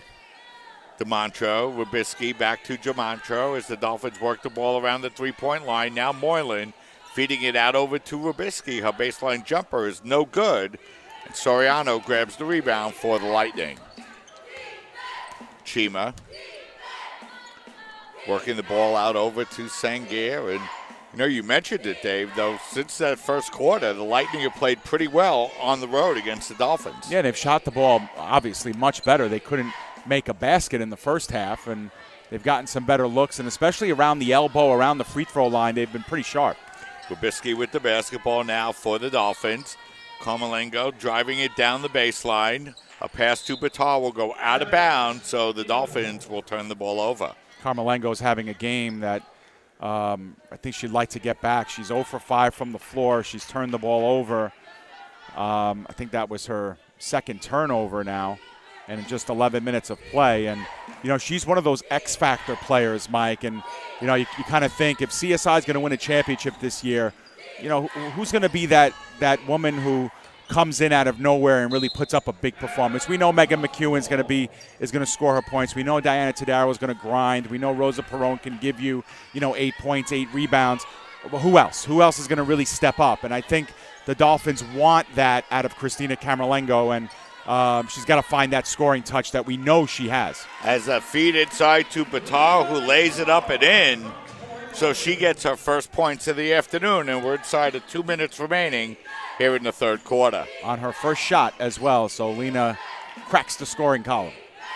Grits with the basketball, feeding it out to McPherson, back inside, as Rebecca's shot is up no good, but she's able to grab the offensive rebound.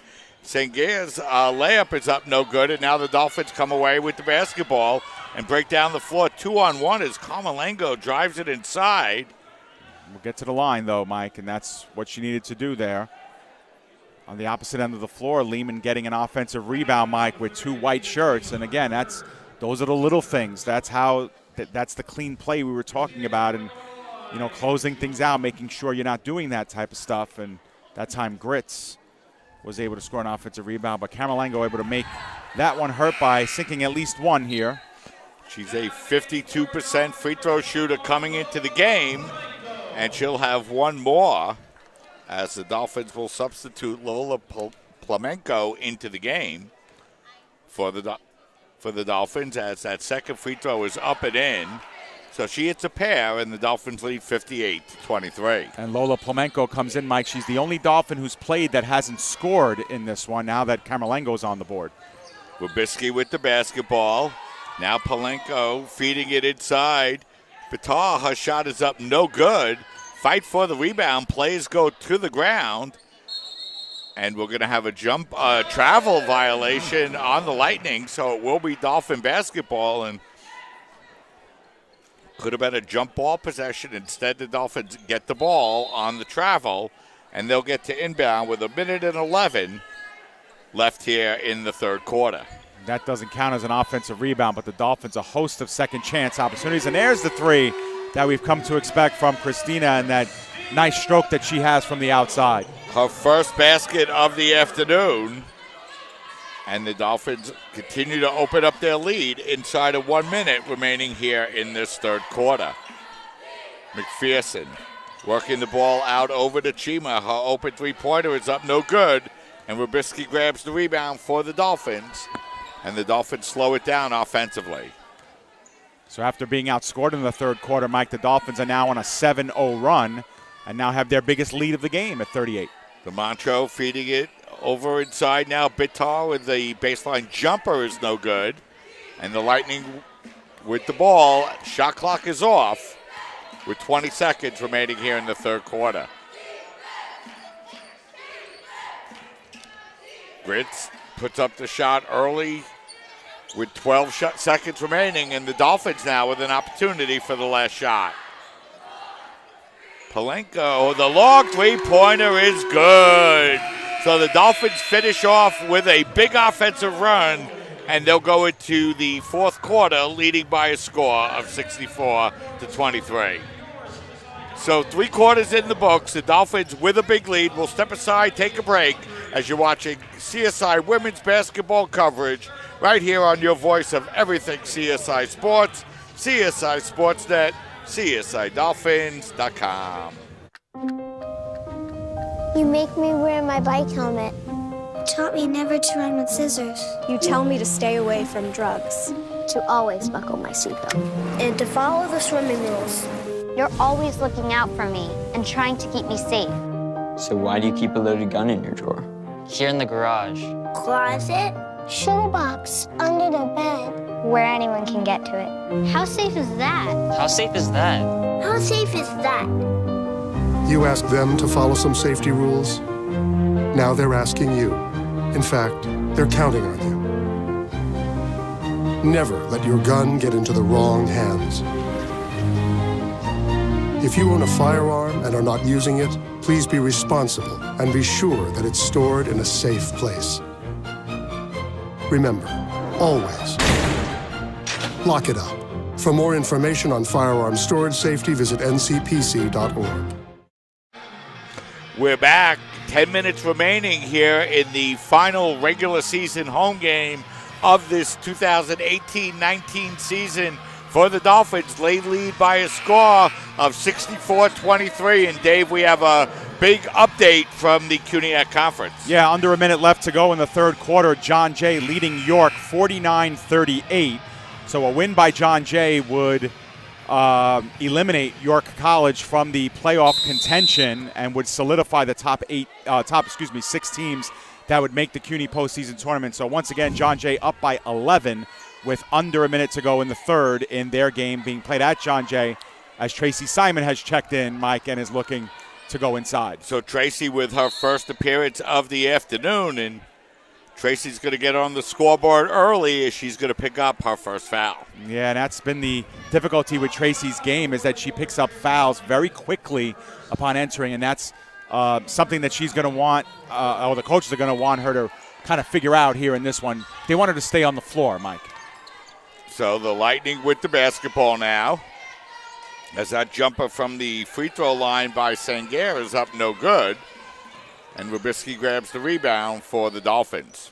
Should note McEwen back in the game as well for the Dolphins.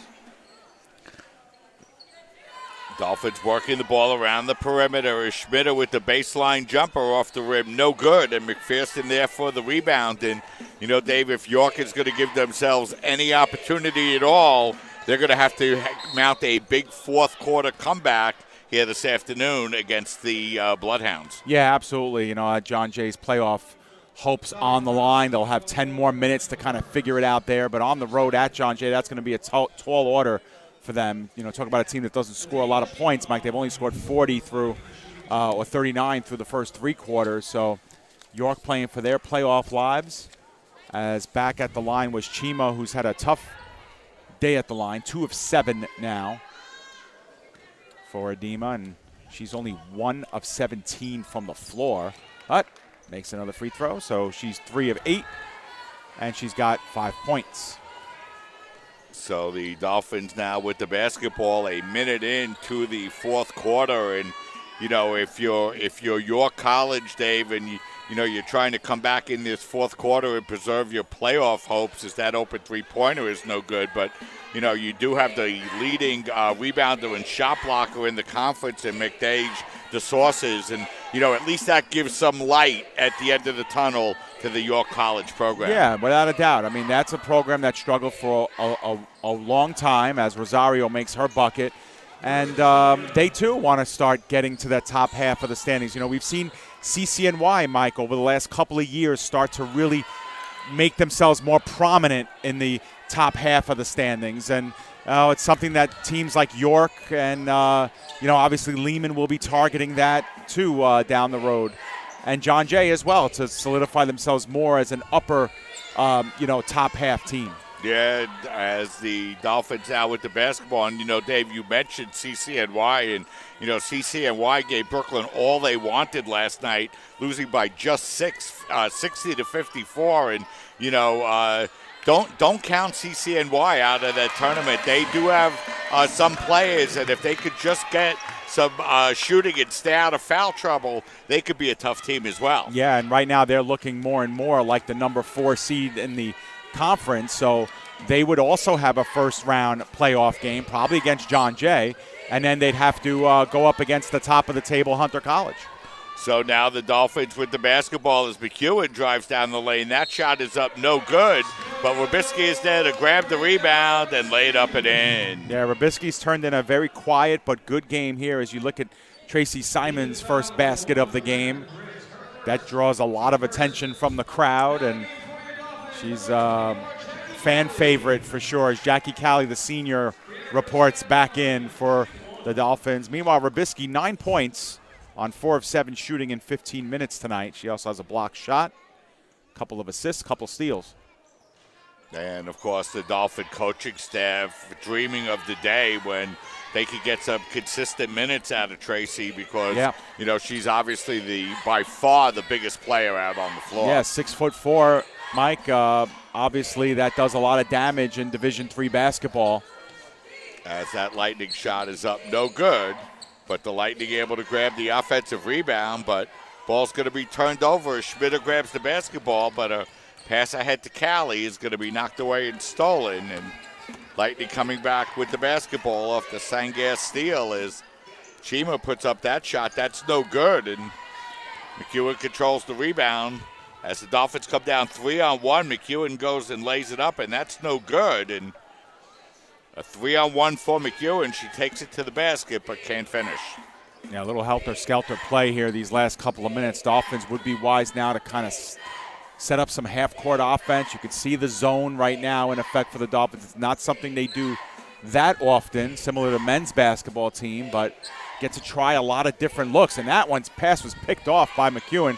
She's going to go in all alone. McEwen ahead of the field will lay it up and in, and Megan with just 5 points here this afternoon, but Dolphins not really needing it as we're going to have a whistle and a 30-second timeout out on the floor.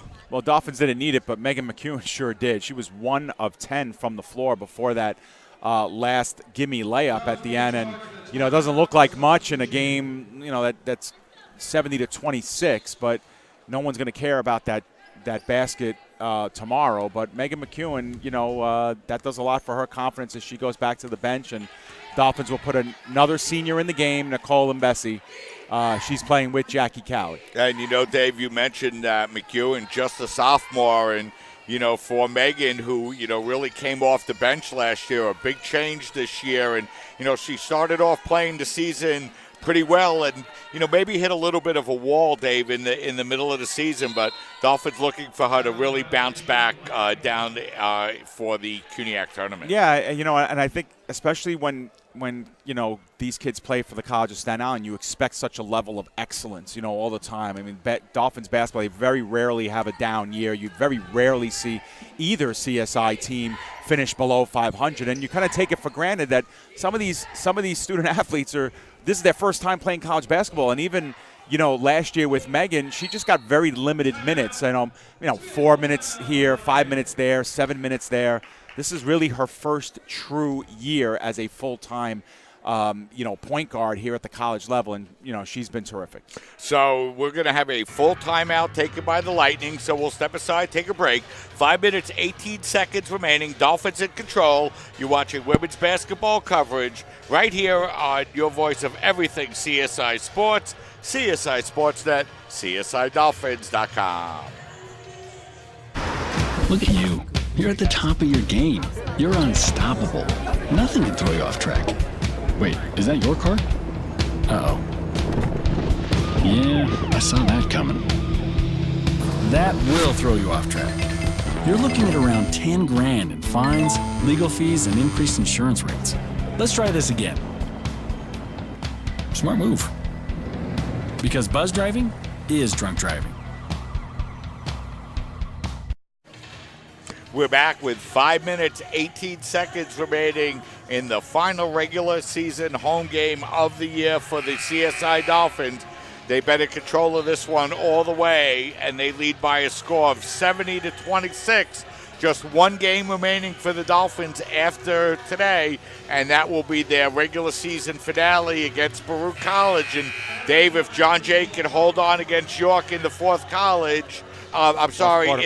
quarter, then that would wrap things up. But York making a game of it, down just 9 with 6:40 remaining. Yeah, so scoring update from John Jay. John Jay 53, York 44.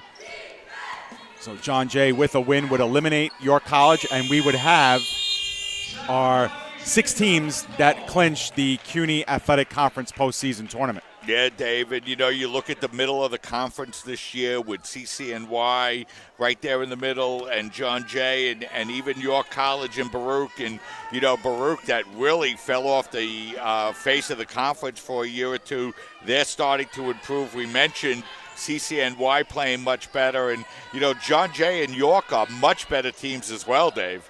Yeah, absolutely. I think that's been the case. Medgar has always been right at the bottom, and Lehman's having a very poor season, obviously, but, for the most part, some of the teams that have always been towards the bottom of the standings are starting to climb their way up. And, with Staten Island, obviously losing 85% of their scoring from last year, taking a little bit of a hit. I don't think Brooklyn is as strong this year as they were last year, really with the exception of Hunter.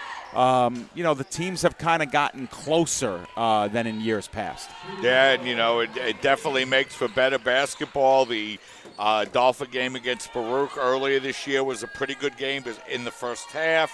And, we mentioned York with the leading rebounder and shot blocker in the conference. And, at CCNY, just a much stronger team all around. And, it really has made the conference a much stronger conference here in 2019. Lightning with the basketball now, under 4 minutes remaining in this game. Dolphins in control as that Soriano driving the ball to the basket. Her shot is up, no good. And senior Jackie Callie grabbing the rebound for the Dolphins. Carmelengo with the basketball. And, the one good thing about a Bloodhound win, Dave, is that it will ensure one more game here at the CSI at the Tank in the CUNYAC tournament. Yeah. And so, for seniors like Jackie Callie, who buries that three-pointer, and, obviously Nicole Mbesi and Rosa Perone, who did not play today, they'll get another chance here on their home floor to kind of send their fans giddy into hopefully semifinal play if they can come out of that one with a win. Carmelengo with the basketball. Her long three-pointer is up, no good. And Bessie fighting for the rebound as both seniors in the lineup out on the floor here, Dave, is driving the ball to the basket is Adiba Chima, and laying it up and in and drawing the foul is we have an opportunity to see Callie square up and bury that three-pointer. One of the better offensive games of the year, Dave, for Jackie. 15 points on 5 of 10 shooting. Yeah, she's been good. She hasn't had a lot of time on the floor. And Mike, the 15 points that she scored tonight, like her fellow senior Nicole Mbesi, a season high for her. And in fact, Mike, her career high is only 16 points, so she's a point away from that.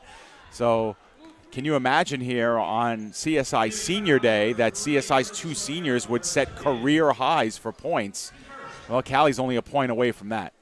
So 2 minutes, 47 seconds remaining in this one. A programming reminder, about 30 minutes or so following the conclusion of this game, we will be bringing you the second half of this doubleheader between the College of Staten Island and Lehman College. Dave Pizzuto will bring you the play-by-play action in that one. And, you know, we expect a very spirited contest in that game, Dave, a game that has a lot of consequences in the CUNYAC standings. Yeah, absolutely right, Mike. The Dolphins, you know, even though they're in second place on the men's side, they control their own destiny. So if they win today and they win next week at Baruch, they're the CUNY regular season champs. They're the number 1 seed. They're the 2-time defending CUNY champions. And, you know, it just puts them in the catbird seat, puts them exactly where they want to be.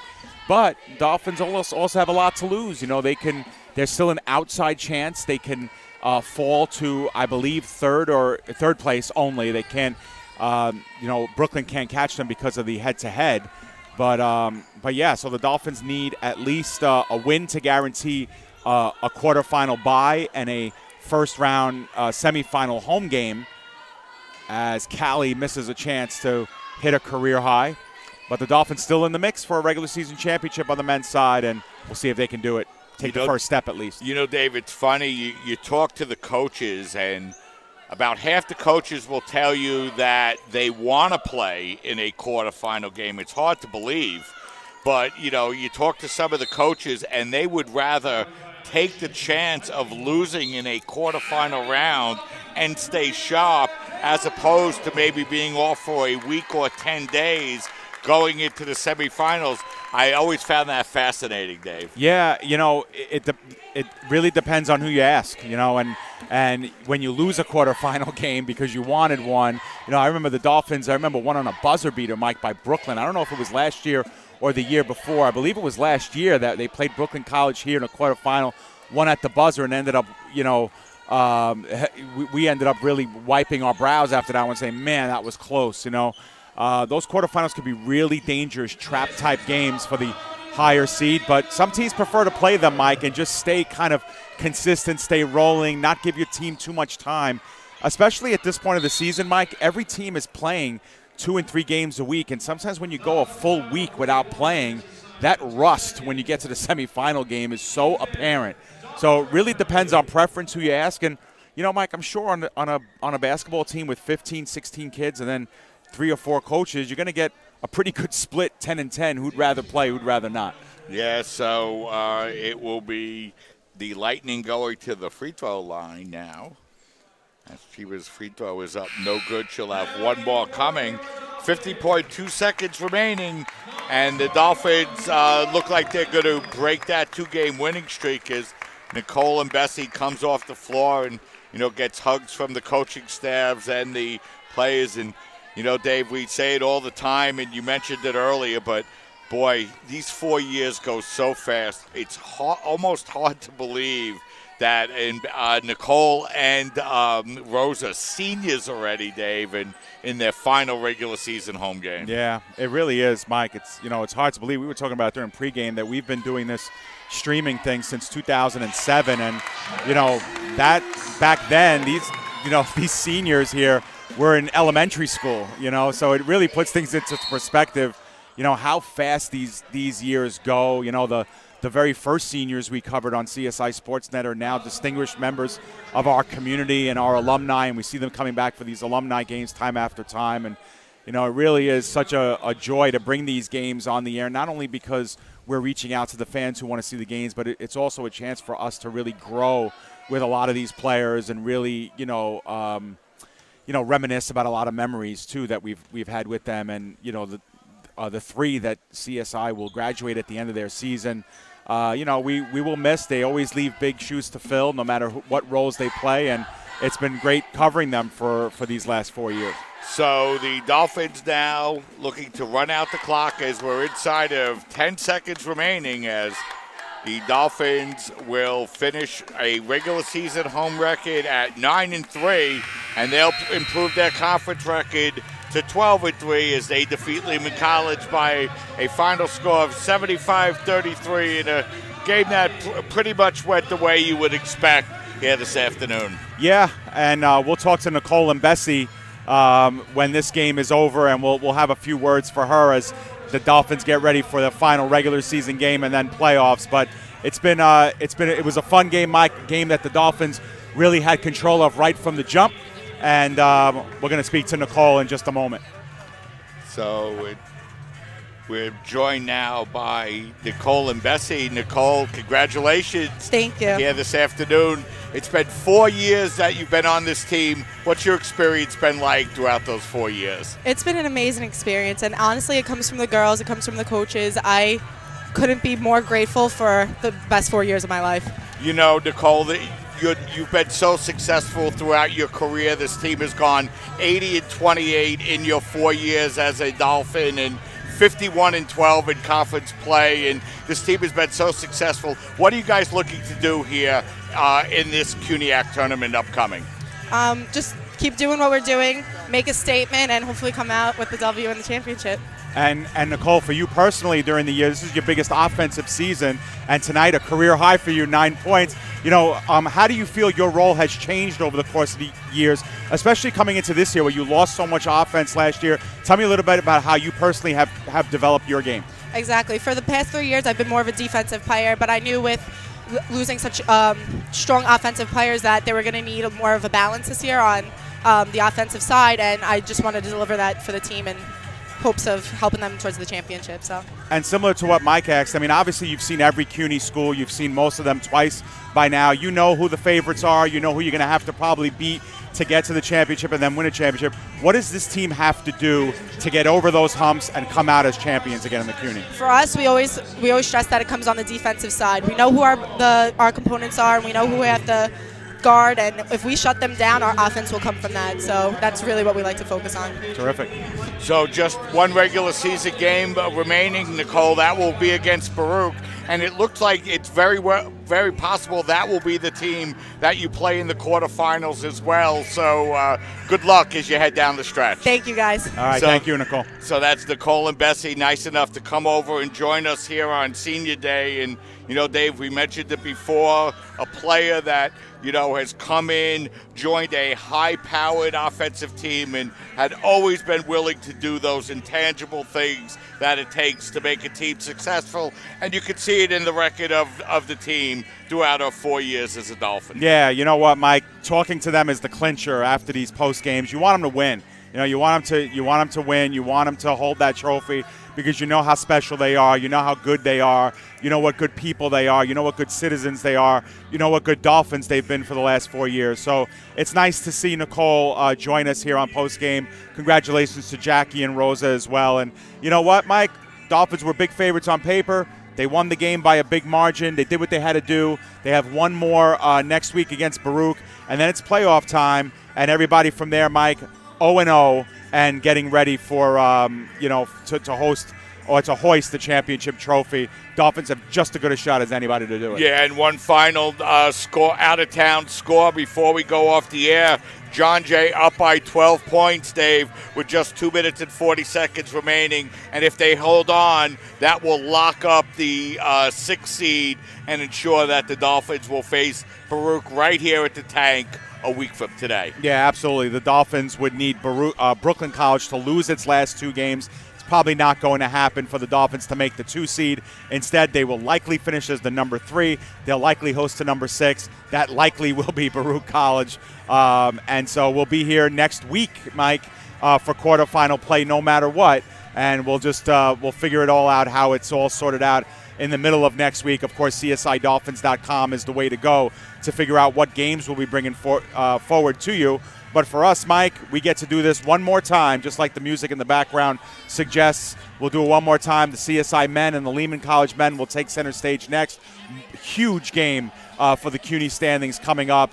A lot of fun, and we have a lot more basketball left. Yeah, we sure do. So why don't we step aside, and we'll go off the air for a couple of minutes, and then we'll be back to bring you the start of the game between the College of Staten Island and Lehman College as they get ready to battle in a game that has big implications on the regular season CUNYAC season. So for Dave Pizzuto and our producer Nicholas Durst, this is Mike Babuski saying so long and thanks for watching. Stay tuned with us. We'll be back in just a few minutes as we get ready to bring you men's basketball coverage between the College of Staten Island and Lehman College. Once again, the final score, CSI 75, Lehman College 33. Stay tuned, everybody. We'll be back shortly with the start of the men's game.